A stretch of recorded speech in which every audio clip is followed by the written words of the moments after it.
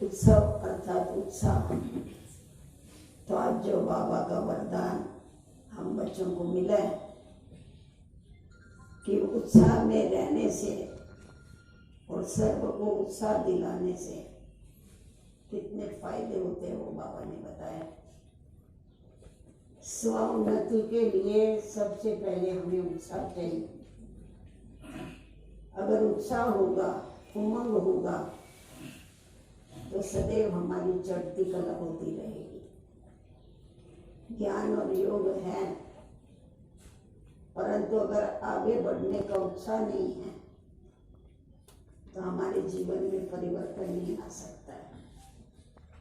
जितना हमारे अंदर उमंग और उत्साह होता है उतना उतना हम खुद के ऊपर फुल अटेंशन दे करके और हमारा जो लक्ष्य है कि हमें बाप समान बनना है, हमें संपूर्ण बनना है, हमें फरिश्ता बनना है, इस लक्ष्य को दृढ़ संकल्प के अंदर लाइन लग जाती है और उसी उमंग उत्साह से हम आगे बढ़ते रहते हैं। जब उमंग उत्साह होता है तो कितनी भी बड़ी परीक्षाएं आए, कितनी भी समस्याएं आवे, हम उसको सहज पार कर सकते हैं। नहीं तो थोड़ी सी बात हो गए तो स्थिति ऊपर नीचे हो जाती। बाबा हमेशा कहते थे, साकार बाबा, बच्चे तुम्हारी स्थिति छुई हुई जैसी नहीं होनी चाहिए। छुई हुई समझते हैं, लज्जावंती का जो झाड़ होता है ना, उसको छुई हुई कहते हैं। उसको हाथ लगाओ तो ऐसा हो जाएगा, हाथ दूर करो तो खुल जाएगी उसके पर। तो बाबा कहता था, अगर माया ने जरा सी फूंक मारी तो उदास हो गए, थोड़ी किसी ने महिमा किया तो खुश हो गए, हर्षित हो गए। ऐसी जो स्थिति है, ये स्थिति आरामदायी स्थिति नहीं है। जैसे आप देखो, ये ट्यूबलाइट जलती है, कभी कभी इसका पूरा कनेक्शन न होने के कारण ये कभी बंद होती है, कभी जलती है, कभी बंद होती है, कभी जलती है। अच्छी लगती है, हम सभी कहे कि भाई बंद कर डालो, इससे तो अंधेरे में बैठना अच्छा, मुझाती है ना। तो उसी प्रकार अगर हमारी अवस्था एक रस नहीं है तो हमारी जीवन जो है वो आनंदमय नहीं बन सकती। वास्तव में देखा जाए तो ईश्वरीय जीवन ये बड़ी श्रेष्ठ जीवन है, बड़ी ऊंची जीवन है। और इस एक जीवन में ही हम बाबा के द्वारा सर्व प्राप्तियां करते, प्राप्ति स्वरूप की जीवन। इसीलिए बाबा कहते, मैं तुमको 21 जन्मों का वर्षा देता हूँ। आप अगर गिनती करेंगे जन्मों को, सतयुग के 8 और त्रेता के 12 तो 20 ही होते हैं, पर बाबा 21 जन्मों का वर्षा क्यों कहते? क्योंकि ये जो संगम युग है, संगम युग ऐसा युग है, अभी अभी करो और अभी अभी पाओ।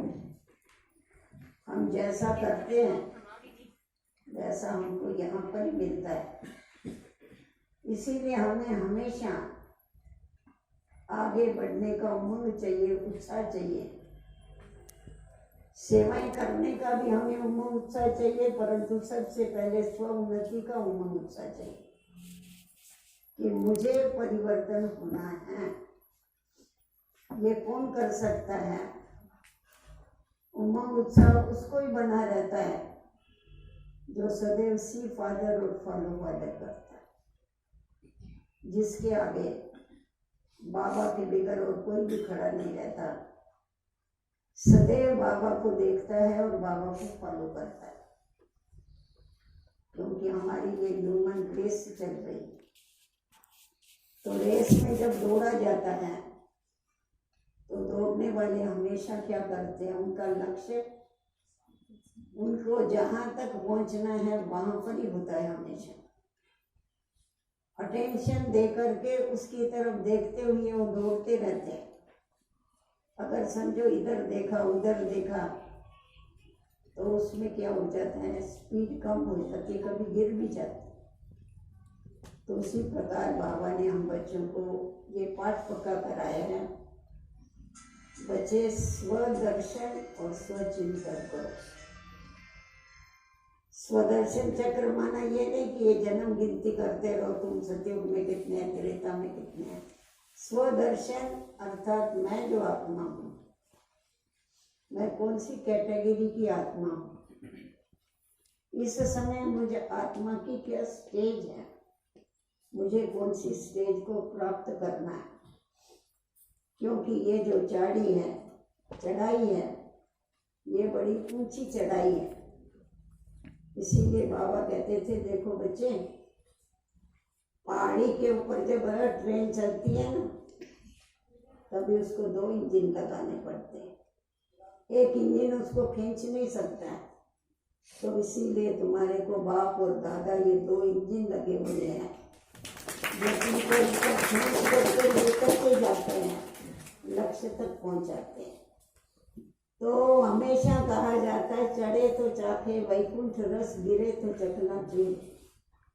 अगर थोड़ी सी गफलत भी हो जाती है तो पैर फिसलने के बहुत चांसेस।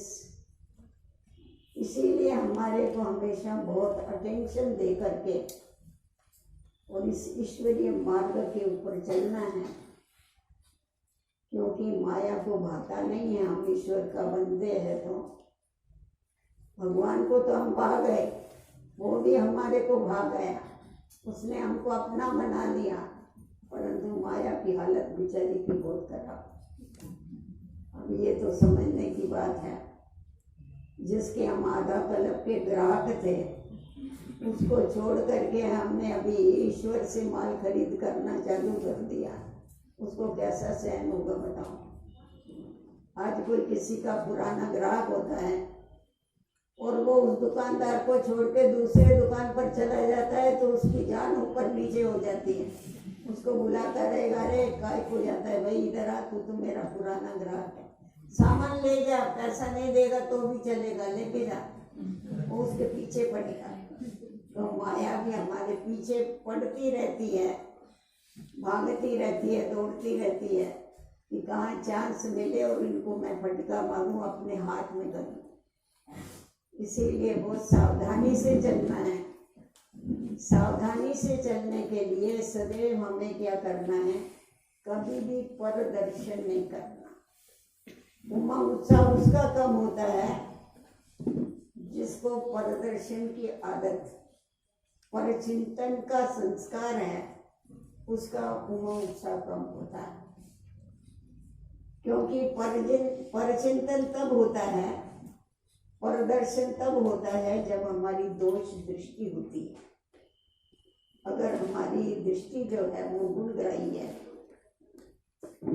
तो कभी भी परचिंतन नहीं चलता है, और इस सामने वालों के गुण देख के, विशेषताएं देख करके हमें बड़ी खुशी होती है, और उसको फॉलो करने का हम क्या करते हैं, प्रोत्साहित करते हैं।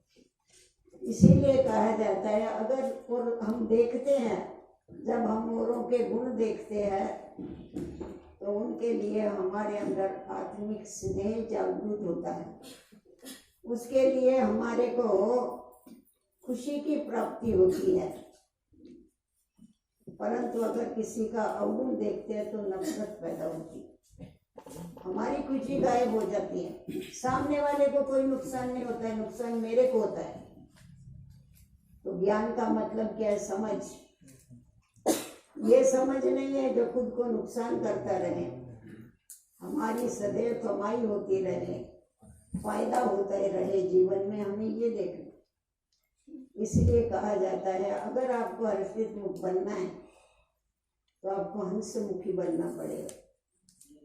क्योंकि हंस हमेशा क्या करता है, नीरज शील को अलग कर देता है, मोती और पत्थर को अलग कर देता है।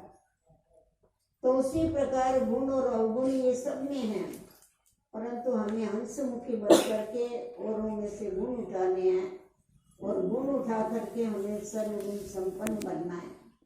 हमारी यादगार है ना, दत्तात्रेय ने 13 गुरु किए। गुरु किए माना क्या, उनमें से गुण उठाया, पेड़ में से भी गुण उठाया, कुत्ते में से गुण उठाया, मनुष्यों में से तो लिया, पर जड़ से और जानवरों से, पशु पंछियों से भी गुण उठाया। तो इसीलिए बाबा कहते कि बच्चे सदैव स्वदर्शन करो, क्योंकि घर में 2 चीजें होती, एक है आईना और दूसरी है बारी, विंडो। आईने में किसको देखा जाता है? खुद को देखते हैं, और विंडो में बाहर देख। तो क्या होता है, अपने ऊपर अटेंशन नहीं होता है, फ्री माइंड को फ्री रखते हैं। विंडो के आगे कौन खड़ा रहेगा? बिजी जो होगा वो नहीं खड़ा रहेगा, जो फ्री होगा वो ही जाके खड़ा रहेगा बाहर के नज़ारे देखने के लिए। तो यहाँ भी जो खुद में स्व उन्नति में नहीं लगे रहते, ज्ञान के मनन चिंतन में नहीं लगे रहते हैं, तो वो क्या करते हैं, विंडो से दूसरे को देखते, जिसके कारण क्या होता है, अच्छाई भी दिखाई पड़ती है और बुराई भी दिखाई पड़ती है। तो बाबा ने हम बच्चों को बताया है, मुखड़ा देख ले प्राणी ज्ञान के दर्पण, दूसरे को मत देख, दर्पण में मुंह देखना चालू कर, नहीं तो फिर क्या हो जाता है, सारा दिन दर्पण पहुंचते रहो और मुंह के ऊपर दाग लगे रहे। कोई कोई ऐसा होता है ना बिगड़ अक्कल का, वो मुंह ही पहुंच, ये मुंह पहुंचने के बजाय दर्पण समझेगा दर्पण को ही दाग है, उसको यही पहुंचता रहेगा।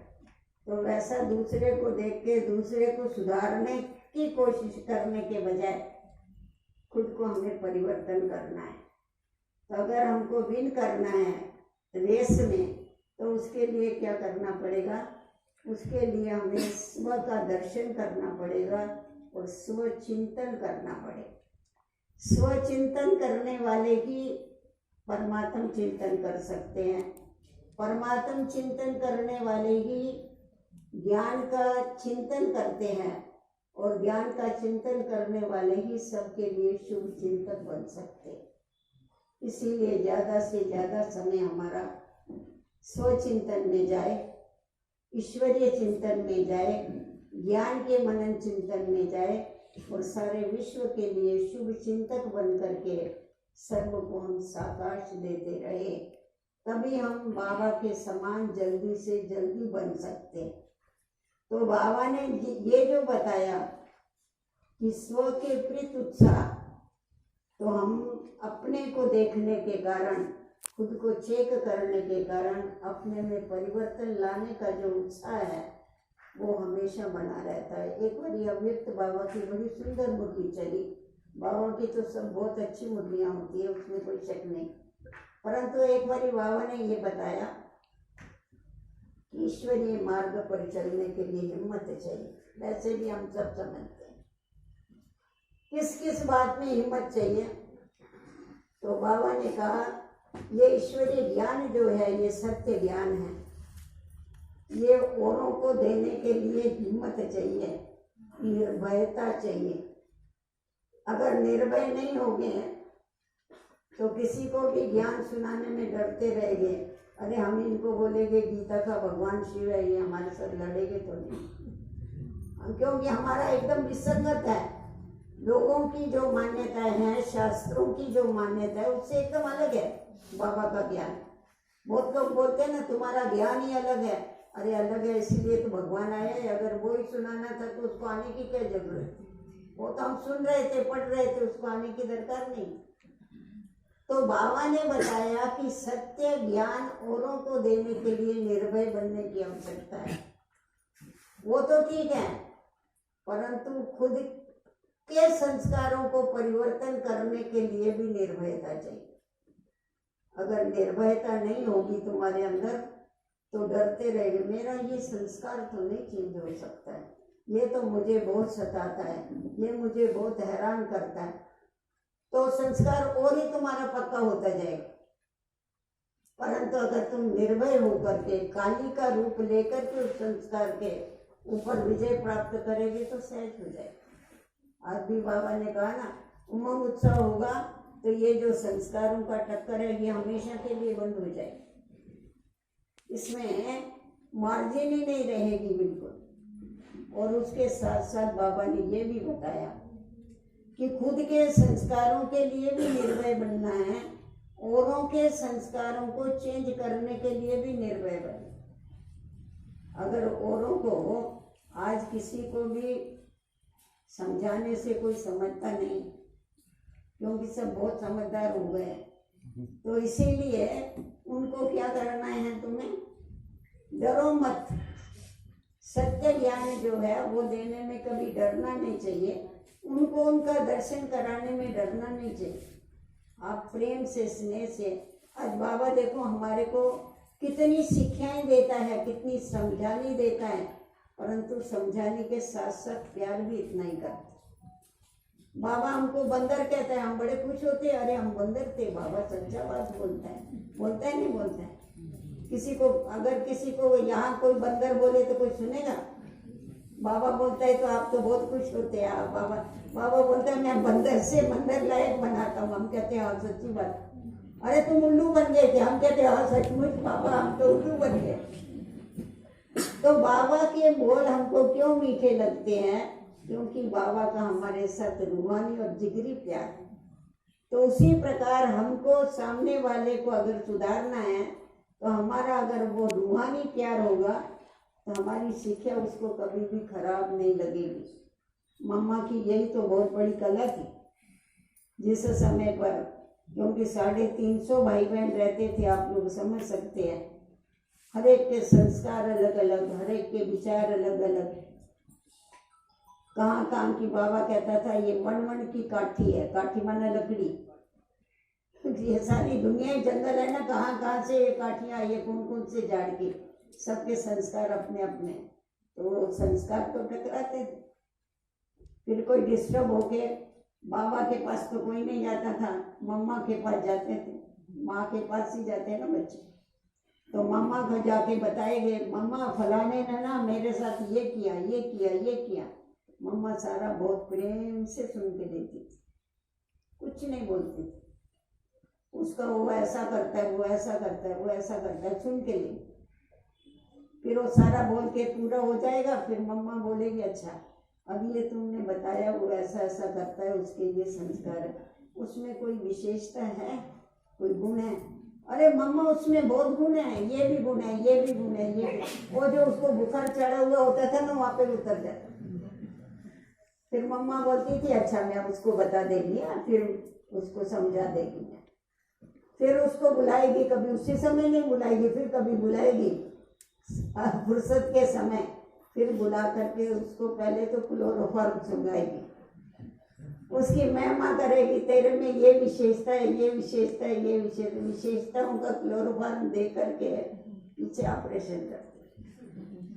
फिर मम्मा उसको बोलेगी देखो तुम्हारे में ये सब कुछ है, पर ये जो थोड़ी सी बात है ना तुम्हारे अंदर, ये अगर छोड़ देगा ना तुम सबका प्रिय बन जाएगा। हाँ मम्मा क्यों नहीं छोड़ूंगा, मैं जरूर छोड़ देता। तो ये देखो ये कितनी बड़ी कला बाबा ने सिखाई हुई है बच्चों को। तो बाबा ने यही बताया कि औरों के अवगुण निकालने के लिए, औरों को परफेक्ट बनाने के लिए भी निर्भयता चाहिए। आप ऐसा नहीं कहो कि मेरा ये नहीं सुनते, क्यों नहीं सुनते? सुनाने का अक्ल मेरे में नहीं, इसलिए नहीं सुनते। परंतु अगर मेरे में वो अक्ल आ जाए तो जरूर सुनेंगे, हमारा नहीं सुनेंगे तो किसका सुनेंगे? तो इसीलिए खुद को परिवर्तन के लिए भी उत्साह चाहिए, औरों को परिवर्तन करने के लिए भी उत्साह चाहिए, सारे विश्व को परिवर्तन करने के लिए भी हमारे अंदर उत्साह चाहिए। कभी भी ऐसा नहीं इतनी सेवा किया फिर उसकी रिजल्ट थोड़ी निकली। हम जो भी सेवाएं करते उसकी रिजल्ट जरूर निकलती। हम लोगों ने एक बार बहुत फोर्स किया, जगदीश भाई ने और इसने, जगदीश भाई था तभी, रमेश भाई और इन लोगों ने, बहुत निर्भय भाई ने मीटिंग में बहुत फोर्स किया बॉम्बे में प्रोग्राम करने का। अक्टूबर में करो, हम बोला नहीं उस समय बरसात होती, नहीं होती है बरसात। तो हमने उनका सुन करके रखा प्रोग्राम। इतनी बरसात, और प्रोग्राम छोटा नहीं रखा, 1 लाख लोगों को इकट्ठा करने वाला प्रोग्राम रखा। और बरसात बोले में अभी पढ़ना है, दूसरे दिन नहीं पढ़ने का है। और रियली हम लोगों ने इतनी, बॉम्बे वालों ने इतनी मेहनत किया, लाख से ज्यादा लोग आते थे उस शिवाजी पार्क, परंतु बरसात कुछ करने नहीं दे रहे। और ग्राउंड में आप समझते कितनी कीचड़ हो जाती है। बरसात गिर रही है, रमेश भाई मेरे को बोला अभी इतनी बरसात गिर रही है, आप हाल में इधर करो। मैं बोला हाल में नहीं करेंगे, अभी लोग तो आ रहे थे, छतरियां ले लेके लोग आ रहे थे। फिर आखिर हम लोगों ने प्रोग्राम वहाँ ही, उसको उस समय उसने क्या किया, हमारे डेकोरेटर ने, जो स्टेज थी उस पर भी छत नहीं बांधा था। तो हमने बोला तुम कम से कम हमारे स्टेज पर तो छत बांधना चाहिए। उसके उस समय 200 वर्कर थे वहाँ, उसने फटाफट छत बांध के दिया। फिर उसके बाद हमने परीक्षाएं देखो कैसे आती हैं, और सारा अंडरग्राउंड वायर ली हुई, लाइट की, माइक की, तो पानी में सारा भीग गया तो क्या होगा, कैसा चलेगा। फिर आखिर वो भी ठीक हो गया। फिर हम लोगों ने प्रोग्राम किया, लोग छतरियां लेकर के उन्होंने सुना, और इतनी जो हम लोगों ने 50 से 1000 मैं समझती कुर्सियां रखी, 40-50 हजार, तो लोगों ने तो भी 20 खंड 1000 तो आए। तो लोगों ने क्या किया, कुर्सी के ऊपर बैठे, ऊपर उल्टी कुर्सी, जिसके पास नहीं था ना उसका नाम ही हमने छतरी सम्मेलन रखा। मतलब आखिर वो प्रोग्राम जरूर हुआ, बोला करेंगे, प्रकृति हमारे लिए नहीं ठहरती, हम प्रकृति के लिए क्यों ठहरे। दूसरे दिन उसी स्टेज के ऊपर सोनिया का प्रोग्राम था, उन्होंने कैंसिल कर दिया डर के मारे, परंतु हम लोगों ने तो हमारा प्रोग्राम जरूर किया। तो इसलिए अभी आपको आगे बताती, अभी हमने क्या समझा, प्रोग्राम हो गया, सब बड़े खुश हो गए, सब कुछ हो गया, हमने समझा रिजल्ट तो कुछ निकली नहीं। हाँ, मतलब कभी ऐसा संकल्प भी नहीं है, परंतु ऐसा कभी होता है, बात करते हम कहते कोई निकला तो है नहीं ऐसा कोई खास। तो क्या हुआ, एक माता आके मेरे से मिली, मेरे को बोला दीदी आपको मालूम है, मैं वो जो छतरी सम्मेलन हुआ ना उसमें से निकली। और फिर देखो कैसी निकली, उनका कैटरर का धंधा है, हॉल्स है उनके पास, बॉम्बे के बहुत सारे हॉल्स हैं वो हॉल्स चलाते हैं, भोजन और शादियाँ होती है ना, तो इसके। तो वो माता वहाँ लालबाग में, लालबाग एरिया है, एरिया का नाम है लालबाग, वो लाल नहीं है वैसा, एरिया का नाम लालबाग। उसने वहाँ सेंटर खोलने के लिए हमको मकान दिया, बोलो अभी उसके ही मकान में चल रहा है, दूसरा मकान लेवे उसके लिए भी तैयारी की है, वो भी दिया कि आप दूसरा इससे बड़ा मकान लो। तो ये क्या है, हम समझते कुछ नहीं हुआ।